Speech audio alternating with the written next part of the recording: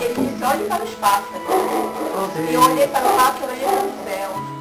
Então, Deus confortou meu coração, porque realmente o inimigo da nossa alma sempre vai nos fechar.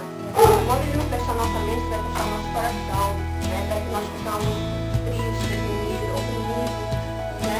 Mas quando nós olhamos para o céu, é onde o Senhor habita, onde o Senhor mora, glória a Deus, então nós sentimos assim a leveza, a felicidade dos pássaros, né? Eles vão matando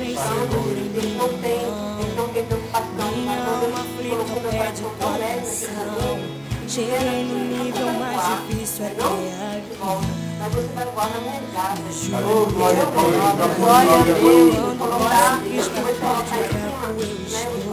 Mas quando reconheço que senti A labratura e calabrachai e os meus peitos e as minhas maravilhas. Presentei eu contigo essa criança. Vou eu abrir a tua madre na hora de calabazaradai, na hora certa.